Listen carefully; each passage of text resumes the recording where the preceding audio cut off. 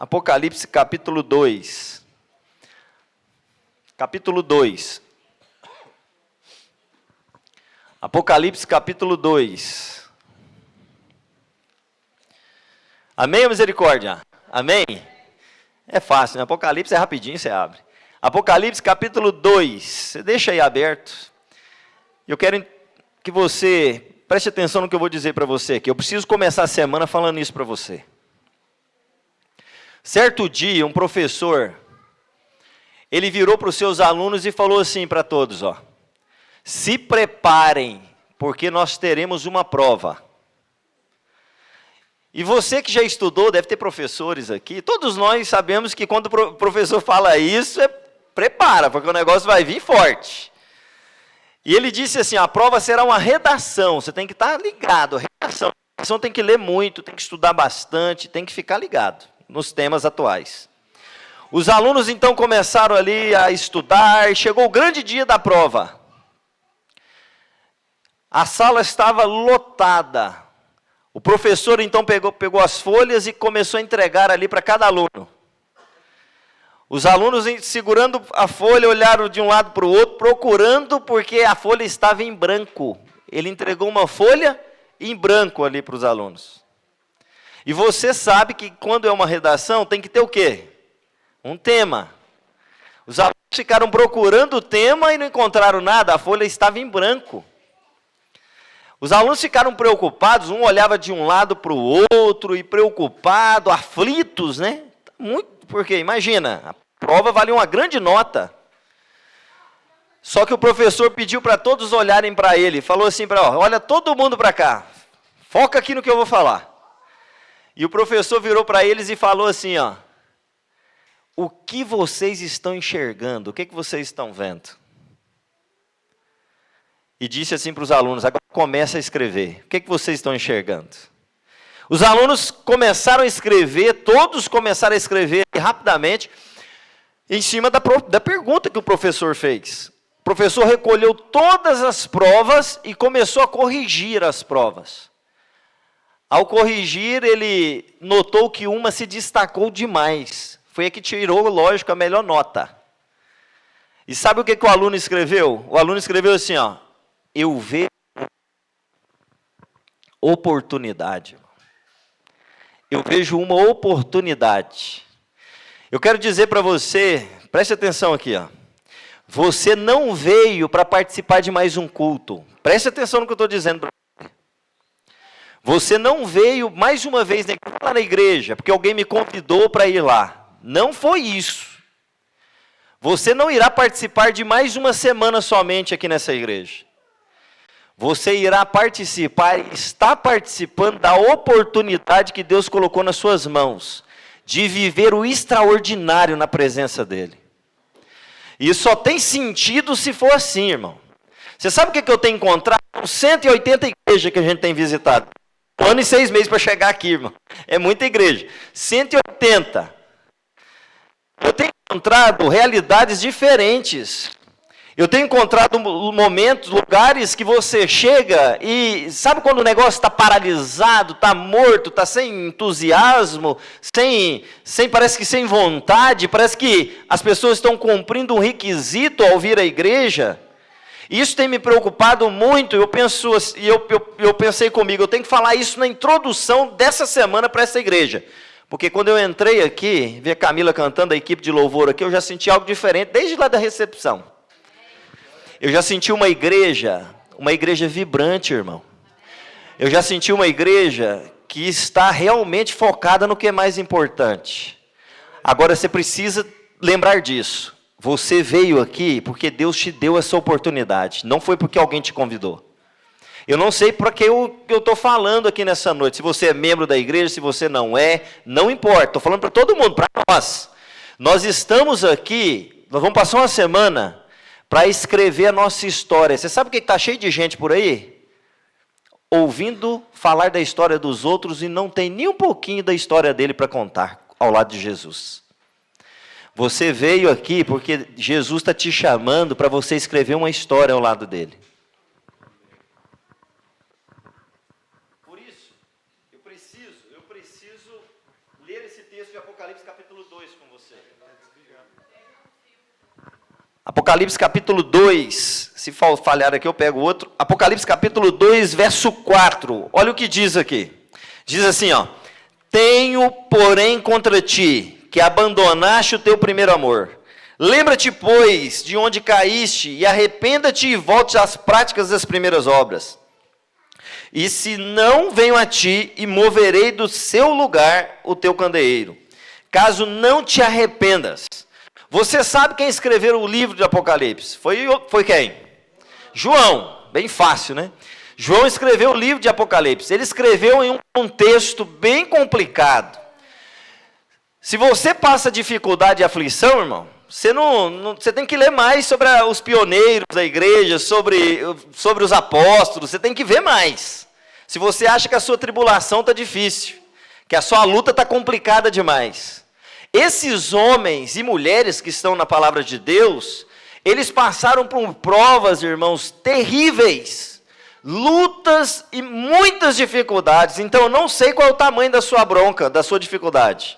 Eu não sei o que você está passando, mas eu sei que nós conhecemos um Deus que é aquele que soluciona todos os problemas e as lutas e a dificuldade.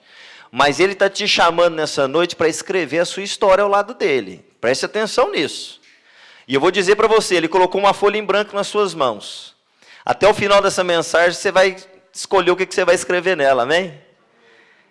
Por isso, essa carta, ela não é uma carta. O João escreveu todo o livro, claro, escreveu o Evangelho. Depois do livro de Apocalipse, escreveu o Evangelho. 30 anos depois dos evangélicos sinóticos, né? Entra o Evangelho de João. Primeiro Apocalipse ele escreveu, depois ele escreveu o Evangelho. Ele escreveu no contexto de tribulação, já falei. Ele foi o último dos apóstolos a morrer. É assim que funciona. Todos passaram por lutas e dificuldades. E João, ele escreveu num contexto ali na ilha de Patmos, você já sabe disso, eu estou só contextualizando. E eu gosto quando ele fala assim, Apocalipse capítulo 21, ele fala assim, ó, ele diz assim, Apocalipse capítulo 21, ele vê o céu, né, ele tem uma visão do céu. E vi nova terra, novo céu e nova terra, e o mar já não existe. Ou seja, ele está dizendo o seguinte, que a tribulação maior que ele sentia, sabe qual que era? É de estar longe e afastado dos amigos e dos parentes, dos familiares deles. E ele diz, o mar que me separa da minha família, das pessoas que eu amo, já não existe mais nesse céu que está preparado para mim. Eu vou dizer para você desde já, se você escrever uma história ao lado de Jesus, irmão, você está escrevendo para morar num lugar onde não vai haver mais dor, mais luta e nem dificuldade. Pense nisso. Se você deseja realmente viver o extraordinário ao lado de Jesus, Ele tem preparado para você. Só que esta carta, ou as 7 cartas, foram endereçadas às igrejas. São períodos que a igreja iria viver. Períodos que a igreja vive, na verdade, né? Vem até o nosso período. E ali você vê que essa é a primeira carta, onde Jesus fala, né? Aqui é uma carta de Jesus para a igreja. João escreve, mas é Jesus falando com a igreja. Jesus, ele elogia nas cartas, esse texto, o verso 4, é uma repreensão. Porque aqui ele diz, tenho, porém, contra ti que abandonaste o teu primeiro amor. Eu não sei quanto que você conhece sobre Jesus, irmãos. Eu não sei qual é o nível de intimidade que você tem com Cristo. Mas eu sei de uma coisa. Você pode ver o extraordinário se você quiser aprofundar essa intimidade com Ele. Mas eu preciso te lembrar do teu primeiro amor. Como foi o seu primeiro encontro com Jesus? Certo dia, eu cheguei do meu trabalho, e ali no trabalho eu não conhecia igreja, né? Eram meus primeiros momentos ali ouvindo falar da igreja.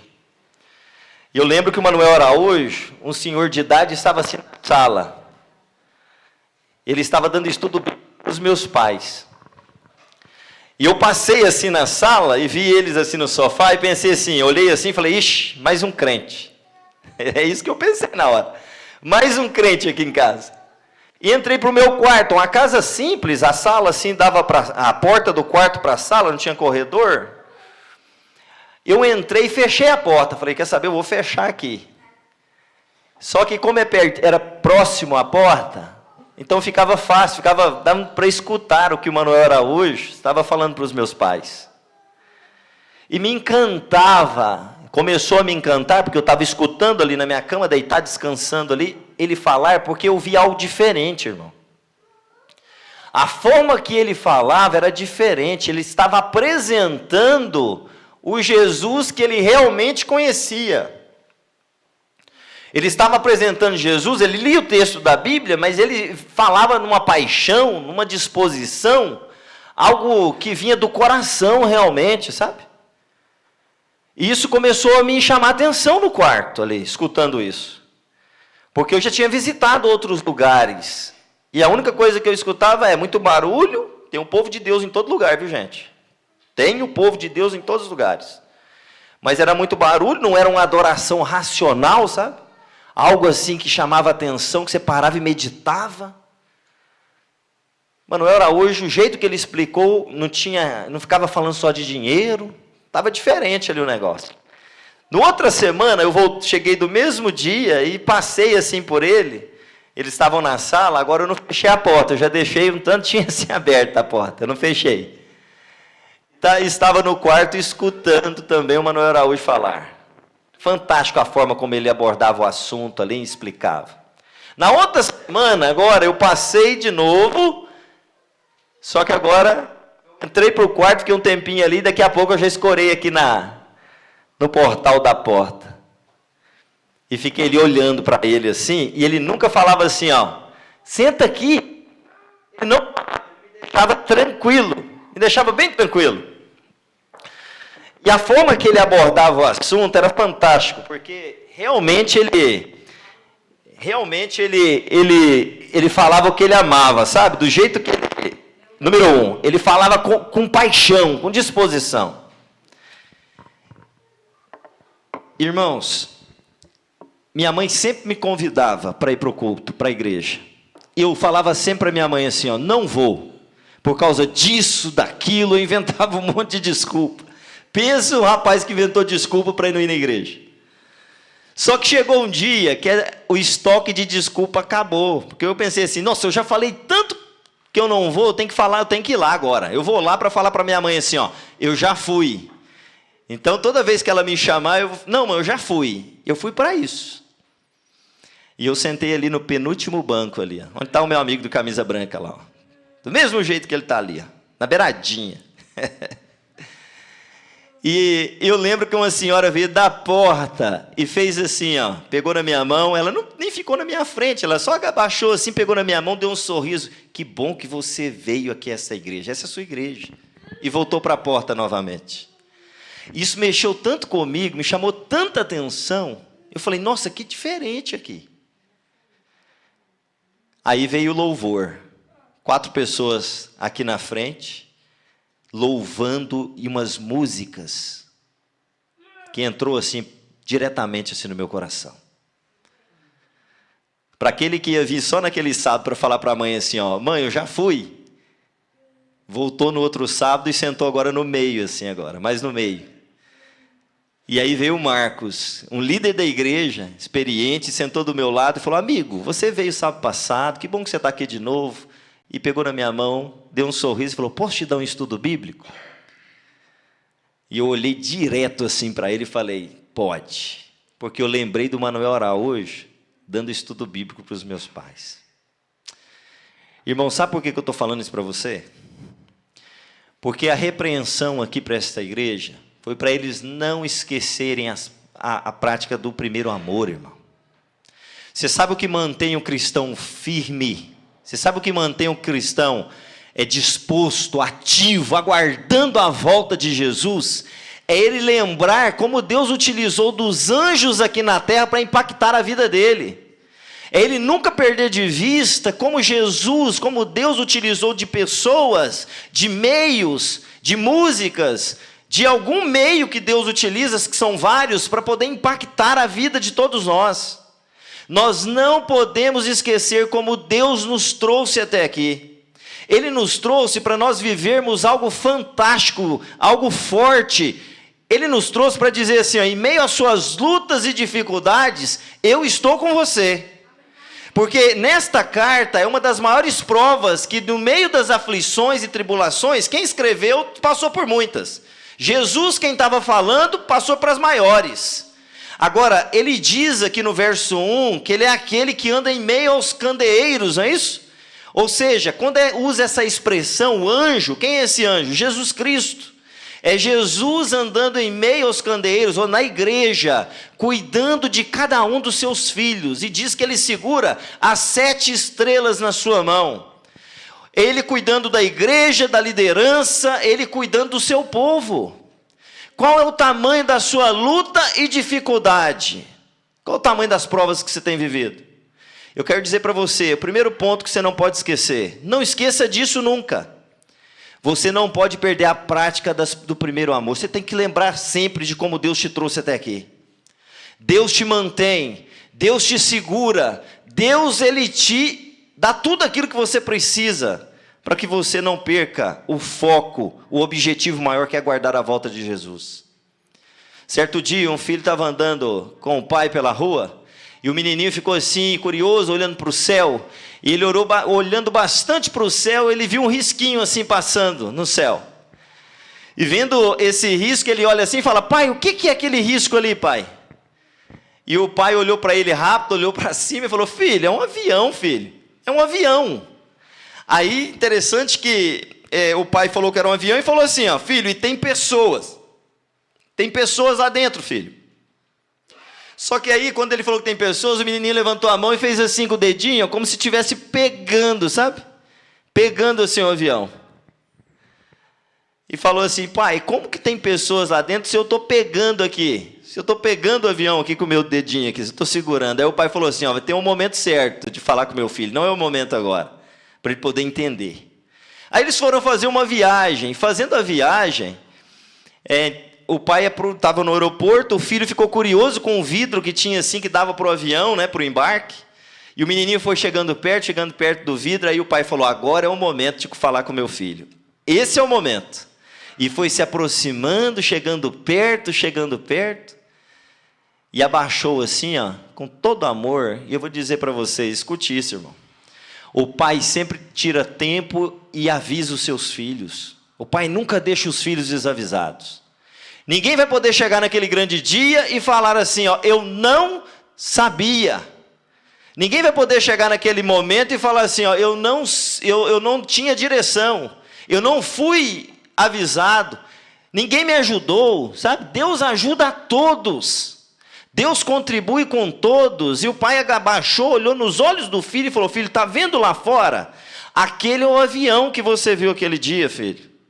Aí interessante que o filho olhou para ele e falou assim, bem rápido, né? Foi uma resposta rápida. O filho virou para ele e falou assim: pai, tá tão grande, né? Aí o pai virou para ele e falou assim: sabe por que está grande, filho? Porque agora você está mais perto.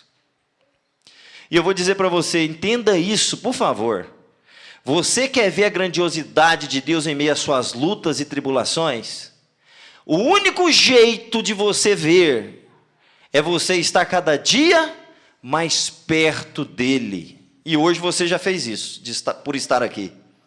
Você já escolheu a melhor parte, que é estar aqui.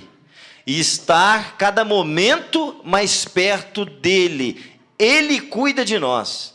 Mas tem pessoas por aí escolhendo a pior parte. Tem pessoas se afastando cada vez mais do querer de Deus. Deus avisa, Deus orienta, Deus dá tudo aquilo que é necessário. A pessoa entra no ouvido e sai no outro. A pessoa entra numa igreja e pensa assim: é mais um culto que eu estou participando. A pessoa, Deus dá o sinal, Deus dá a direção. Vem pessoas e fala com ela, a mensagem fala com ela, as músicas falam, e ela não toma uma decisão ao lado de Jesus. Quantas pessoas eu tenho encontrado? E depois ficam se perguntando assim: nossa, eu estou vivendo tantas lutas, tribulações, por que isso está acontecendo tanto forte assim na minha vida? E eu vou dizer para você, quem está perto de Jesus também passa por lutas e tribulações, viu? Não se engane não, estar com Jesus não fica isento de tribulação. Ele disse assim: nesse mundo tereis aflição, mas tende bom ânimo, porque eu venci o mundo. Se eu venci o mundo, você também pode vencer. Mas é necessário uma entrega, irmãos. Quantas pessoas hoje estão tendo a oportunidade e não entregam? E eu vou te dar um exemplo, dentro do processo aqui, do texto que estamos lendo. Tem gente que tem perdido a prática do primeiro amor. Deus cuida, Deus orienta, Jesus fala tudo que é necessário e a pessoa não dá a mínima. Marta e Maria. Quem é que estava preocupado com as coisas do mundo? Das duas. E Maria estava aonde? Aos pés de Jesus. Outro exemplo. A mulher que veio, né? Uns falam, alguns estudiosos, era uma mulher, mas fala que é Maria. Veio aos pés de Jesus e quebrou o óleo ali aos pés de... E os fariseus, as pessoas que estavam ali próximo, falaram assim, nossa, mas está desperdiçando, né? Poderia dar para os pobres, poderia fazer isso, fazer aquilo, você está quebrando o perfume nos pés dele, está desperdiçando. Ela escolheu a melhor parte. Marta e Maria. Maria escolheu estar aos pés de Jesus. Marta escolheu as coisas, cuidar das coisas. Cuidar das coisas do mundo. Quanto tempo você tem tirado para poder estar mais perto de Jesus? Tem gente que só pensa no que Jesus pode dar, mas Jesus espera algo de nós. O livro de Salmos tem textos fantásticos. Salmo 116, verso 12, fala assim, o que eu darei ao Senhor por todos os benefícios que Ele tem para comigo? O que eu vou dar ao meu Deus? O rei Ezequias escreve o Salmo 116. E ele faz essa pergunta, o que eu posso dar ao meu Deus por tudo aquilo que Ele tem feito para comigo? Em meio a um contexto de bênçãos que o rei Ezequias tinha recebido, ele faz essa pergunta, e eu vou dizer para você, Deus é o dono de tudo que existe, mas Ele espera alguma coisa de nós. Segundo a Crônicas fala que Ele fala do nosso coração, Ele espera você, irmão. Ele espera a sua e a minha decisão. Ele espera um cristianismo puro e verdadeiro. Ele não só espera que você participe de rituais somente, de culto, senão vira formalismo. Ele espera que nós possamos aceitá-lo como nosso Salvador realmente. Tem gente que vai passar 10, 15, 20 anos, 30 anos na igreja, e não vai ter história para escrever ao lado de Jesus, irmão. Isso é muito triste. Não é estar no lugar certo, pense nisso. É estar com a pessoa... Não, olha a citação. Não existe paz entre você e Jesus se você viver em paz com o pecado, irmão. Não estar com a pessoa certa é estar em paz com o pecado. Se tiver algum pecado atrapalhando o seu compromisso com Deus, a sua decisão, essa noite eu quero fazer uma oração daqui a pouco por você. E por mim também, por nós. Nós somos pecadores. Mas não pode existir um pecado acariciado que você fica caindo nele toda hora, irmão. Isso perde a conexão. E depois você pensa assim, nossa, mas está tão difícil. Vai ser difícil mesmo. Vai continuar difícil. Você não vai dar valor nos primeiros momentos da sua caminhada cristã. Você não vai lembrar do seu primeiro amor, porque o pecado está atrapalhando a conexão. Porque você vai escolher mais as coisas do mundo do que a Deus. O que está fazendo isso? É as suas escolhas. Quando a gente dá ênfase àquilo que é do mundo, vai ser isso que vai predominar, não tem jeito. Por isso Deus está te chamando e me chamando a lembrar do primeiro amor, porque olha os últimos textos que diz assim, verso 6, tens contudo em teu favor, Apocalipse 2, verso 6, tens contudo teu favor que odeias as obras dos nicolaítas, as quais eu também odeio. Quem tem ouvidos, ouça o que o Espírito diz a quem? Ao vencedor dar-lhe-ei que alimente da árvore da vida, que se encontra no paraíso de Deus. É guerra, irmão. Existe um conflito, um grande conflito. Os anjos do mal estão batalhando para que você ache que esse aqui é só mais um culto que você está participando. Existe um conflito terrível, uma batalha nesse momento sendo travada agora. Para que você esteja pensando nas coisas da semana, no seu trabalho, nos seus problemas, nas suas aflições, e não entregue realmente o coração a Jesus. Por que a Bíblia repete vencedor, o livro do Apocalipse, várias vezes? Porque é guerra. Capítulo 21, verso 7, termina lá também com vencedor, porque é uma grande batalha que nós vivemos. Mas para você ser vencedor, você tem que se lembrar como Deus te trouxe até aqui. Porque Ele cuidou demais de você e de mim. Ele deu tudo aquilo que nós precisamos. Agora, a decisão é nossa, ninguém pode decidir por você. Nós vamos fazer parte nesse grande conflito, ficar ao lado daquele que já venceu, ou nós vamos escolher o outro lado, com as nossas ações escolhendo o mundo? E essa vida passa rápido demais, você sabe disso. Cada dia que passa é um a menos na nossa caminhada aqui, irmãos. E eu vou lembrar você de novo, a folha em branco está na sua mão. O que você vai colocar nessa folha? O que você está vendo? Eu oro em nome de Jesus para que você coloque assim, ó. Eu vejo uma. São muitas, irmãos. Quantas oportunidades Deus tem nos dado. Você sabe uma das coisas que me deixa preocupado demais? Quando eu faço uma semana, eu não sei se eu vou voltar aqui de novo, então eu fico assim, eu oro para voltar várias vezes, mas eu fico muito preocupado porque eu quero falar tudo aquilo que Deus está colocando no meu coração. Você vai ver isso durante essa semana. Eu vou ser bem direto. Porque eu fico preocupado, porque Deus fala demais com a gente, e tem pessoas que ficam presas no pecado, irmão. Tem pessoas que ficam assim, presas sabe, está laçada pela mentira, está laçado por filmes que não deveriam estar assistindo, estão laçados porque estão focados só em novela, onde é só mentira uma atrás da outra, estão focados em cobiçar aquilo que é do próximo, estão focados em viver uma vida dupla, irmão. Uma das coisas terríveis desse mundo é um cristão que acha que lá no trabalho pode ser de um jeito e na igreja é outro. Em casa é de um jeito, na igreja é outro. Irmão, isso não funciona. Você pode até maquiar aqui na igreja, mas isso não funciona. Você vai ser infeliz. Você vai ser uma pessoa presa. Você vai viver uma vida sem sentido, sem ilusão. Não tem como mascarar. E a pergunta é, você tem lembrado do seu primeiro amor? Você tem lembrado de como Deus te trouxe até aqui? Você tem agradecido a Deus por tudo aquilo que Deus tem te dado? Para viver um cristianismo verdadeiro, nós todos temos lutas e dificuldades. Quem está te falando vive lutando também. Você precisa abandonar o eu, sabe? Você precisa e eu preciso dizer assim, ó, quem domina a minha vida é Jesus Cristo. Falar como Paulo, não sou eu mais quem vive, mas Cristo vive em mim, irmãos. Essa é a fala. Eu não poderia começar essa semana de outra forma.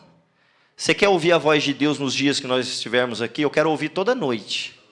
Só tem um jeito de você abandonar o pecado que está te atrapalhando e lembrar do teu primeiro amor, como Deus te trouxe até aqui. Só tem esse jeito. Para nós vivermos o extraordinário aqui nessa igreja, só tem um jeito. Você e eu, nós precisamos pedir perdão pelo nosso pecado. Mas para fazer isso, a força não vem de nós. Eu vou te dar uma receita. Posso dar uma receitinha aqui? Você não vai rir, não? Se você rir, eu vou ficar com vergonha, viu? Mas você vai colocar... Você tem um chinelo bonitinho lá na sua casa? Eu tenho um chinelo porque eu gosto. Aí, ó, a Camila vai ganhar um chinelo. Eu tenho um chinelo bonito que eu gosto. O meu Havaiana. Eu tinha aquela azulzinha, lembra? Não existe mais, não? Eu tinha aquela azulzinha. Não é nem a Havaiana, né? Aquela não é Havaiana, não. É um outro chinelo, um azulzinho, o mais baratinho que existe. Mas é bom aquele chinelo, é bem confortável. Se você tem uma pantufa, você vai pegar ela, que ela é demais, quem tem mais condição, né? Aí você vai colocar embaixo da cama hoje. Amém, irmão? Amém. Desafio. Eu falei que você não pode rir. Você está rindo já, você está me deixando com vergonha. Você vai pegar a pantufa e vai colocar bem debaixo da cama. Mas não tem como não rir não, né, irmão? Até eu estou rindo aqui. Você vai colocar bem debaixo da cama. Se você colocar o seu chinelo bem debaixo da cama, está pronto. Você vai lembrar do teu primeiro amor, como Jesus te trouxe até aqui, você vai pedir perdão pelo seu pecado. Esse é o segredo da vida espiritual. Só que é o seguinte, você vai colocar bem debaixo da sua cama, mas você não pode, você vai olhar assim, ó, você não pode ver o chinelo. Fechado? Se você enxergar uma pontinha do chinelo, não vale, não vai funcionar. Tem que enfiar bem debaixo. Fechado? Levanta a mão quem vai fazer isso hoje, em nome de Jesus. Aí. A igreja toda. É isso. Tá certo? Fechado? Posso continuar? Tem ninguém aqui falando, mas o que é isso que ele está falando? Eu estou olhando lá de trás, lá está mais... Não, o que é isso? Ó, sabe por que tem que ser bem debaixo da cama? Porque é o seguinte, se você enfiou bem debaixo da cama, você vai precisar dele do outro dia, não vai? E para tirar esse chinelo, você vai ter que ficar como? De joelho, irmão. Você vai aproveitar que está de joelho e vai o quê? Clamar pelo Espírito Santo na sua vida. Aí você vai ter força para viver o que Deus espera de nós no tempo do fim. Nós estamos vivendo o tempo do fim. Irmão, não foque em tribulação. O foco não é esse. O foco é o que está em Mateus capítulo 24, verso 30, que é o maior sinal, se chama Jesus Cristo. O foco é Jesus. Se você tem tribulação, todos nós temos. Mas se você focar na pessoa certa, você vai escrever a sua história ao lado dele, que é Jesus Cristo. Certo dia, eu recebi uma ligação. Eu estava sendo pastor do distrito de Buritis, em Uberlândia. E eu vou dizer para você, quando o pastor recebe uma ligação, todos nós, não é só o pastor, todo líder, toda pessoa que recebe uma ligação e vê uma pessoa assim, apavorada do outro lado, nossa, é bem difícil, né? E eu recebi essa ligação e a pessoa estava meio que chorando, sabe? Que tribulação que ela estava vivendo. Pelo que eu senti, eu falei, nossa, essa mulher está passando por uma luta fortíssima. E ela falou assim, pastor Wellington. Falei, sim, irmã, tudo bem? Aí como ela estava chorando, eu falei, Deus, me ajuda aqui agora, porque é difícil. E ela falou assim, pastor, o senhor não é pastor do meu distrito, mas Deus colocou o seu telefone nas minhas mãos, pastor. Tem um tempo já que eu não vou na igreja, e eu estou passando pela maior luta da minha vida, pastor. E eu preciso que o senhor venha aqui o mais rápido possível. Deus me colocou o seu telefone. Se o senhor não quiser vir, porque o senhor não é pastor do meu distrito, eu entendo. Mas eu estou te ligando, porque Deus me deu o seu número. E eu vou dizer para você, o pastor Rafael está ali. Pastor adventista não é pastor só do distrito dele. Não é isso que Deus quer. O pastor adventista tem que ser pastor de todas as pessoas na face da terra.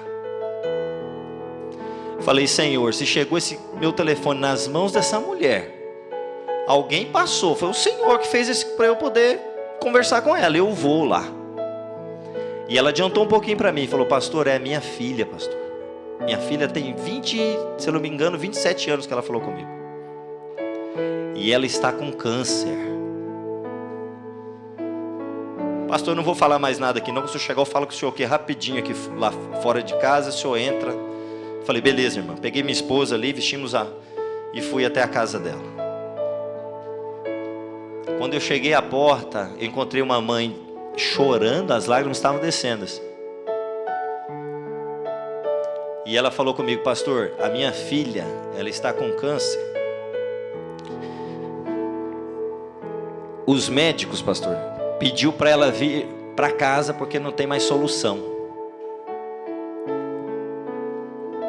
Eu vou dizer para você, irmão, eu não sei se você já visitou uma pessoa que está em casa porque o médico falou assim, com câncer, e falou assim, ó, não tem mais solução. Eu vou dizer para você, foi um dos momentos mais difíceis, e eu já fiz muita coisa difícil nesses 6 ou 7 anos de ministério, vai completar agora. Está novo ainda, mas já vivi muitas coisas. Quando eu entrei e olhei assim na sala, estava uma moça jovem, com um lencinho na cabeça, a cor já não estava mais. E eu olhei, Senhor, me dê as palavras certas para conversar aqui com ela. Sentamos, e eu abri o texto de Apocalipse, que fala do céu ali, falei com ela, ó, você está firme, fica bem, nós estamos, Deus está no controle, Deus vai cuidar de você, Deus vai te dar força. Fui ali, e a lágrima, ó, começou a descer do rosto daquela menina. E eu vou dizer para você, ela começou a contar a história dela. Sabe qual foi a história dela? Como que ela começou a me contar? Falou assim, pastor, eu era dos desbravadores da igreja. Pastor, eu ajudava a igreja, pastor. Eu fazia tudo na igreja. Eu estava firme ali nas atividades, mas chegou um momento que as coisas do mundo me encantou ali. Eu saí, fui com falam que é amigos, né? Por aí. Começou a beber, começou a viver a vida do mundão por aí, sair, curtir tudo que tinha de curtir. E hoje ela estava daquele jeito. Ela falou: pastor, quanto tempo eu perdi, pastor, vivendo as coisas desse mundo. Eu poderia estar vivendo o que Deus espera de mim. E o que eu falei: irmã, vamos orar, esquece o passado. Deus pega, Miqueias fala que Ele pega todos os nossos pecados e joga nas profundezas do mar. Ele nunca mais lembra, irmão. É assim que Deus trabalha. Independente das lutas, se há arrependimento sincero, confissão, Ele pega os nossos pecados e joga fora. É assim que Deus trabalha. E eu fui embora. Passou 2 meses, a mãe me liga de novo. Falei: meu Deus. Fui até a casa. Quando eu cheguei a casa, já não fui com a minha esposa, que eu já pressentia ali algo. Falei: fica aqui, meu bem, você já visitou ela comigo? Cheguei assim na porta da casa, cheia os carros assim na rua, lotado de carros. Falei: meu Deus, me dá força, Senhor. E eu chego no portão, irmão, e eu escuto gritos. Você está entendendo o que é isso? Gritos de uma menina tentando puxar o ar e não achava o ar para puxar. Seus últimos momentos de vida. Irmão, eu não sei se você está acostumado com esse mundo, eu não sei, mas eu não estou não. É aflição demais, irmão. É tribulação demais.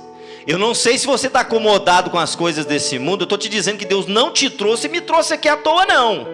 Você vai falar: tá, pastor, não é à toa, estou na igreja. Mas tem gente que vem na igreja e sai como se não tivesse entrado. Tem gente que participa de cultos e vem na igreja e não, sabe, não quer melhorar nada, não quer mudar nada, não quer trabalhar nada. Está acostumado com as coisas do mundo, irmão. Esse mundo é um mundo de tristeza, de luta, de dificuldade.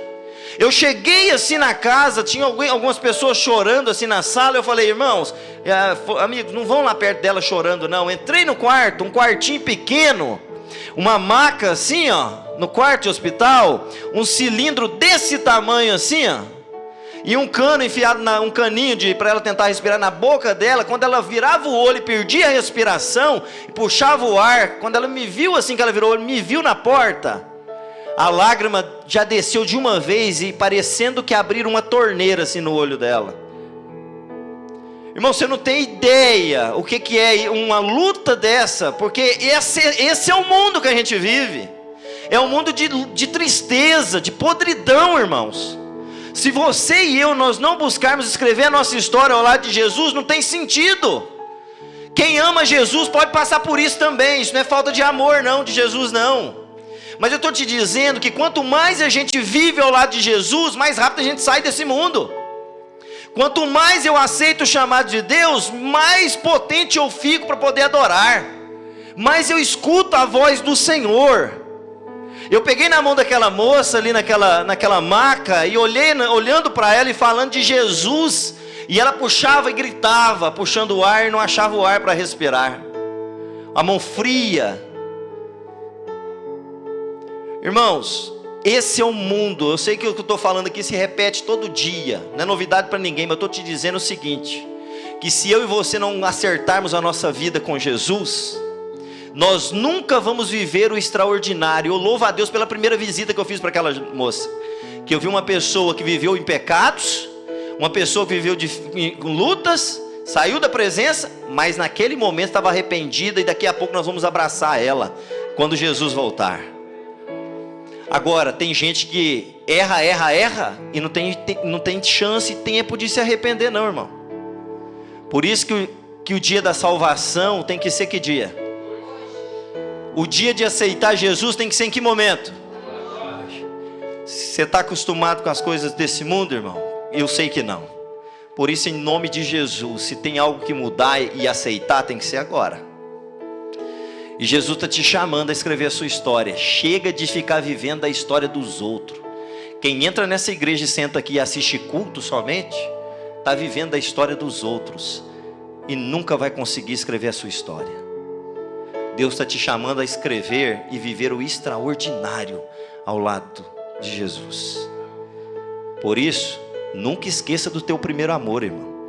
Como Deus te trouxe até aqui. Deus te ama demais. E Ele quer que você experimente o que você nunca experimentou, para que você viva o que você nunca viveu e daqui a pouco more onde você imagina aí que será, porque é só imaginação mesmo, nós não temos compreensão nenhuma de como será. Um novo céu e uma nova terra, preparada para mim e para você. Mas se essa noite ouvides a voz do Senhor, não o quê? Eu quero orar com você, irmão. E eu vou fazer assim, toda noite. Eu preciso te chamar aqui. Você quer vir aqui orar comigo? Clamar a Deus pelos nossos pecados, pelo erro que talvez está atrapalhando a conexão. Falar: Senhor, eu não quero viver uma história de mornidão na Tua presença.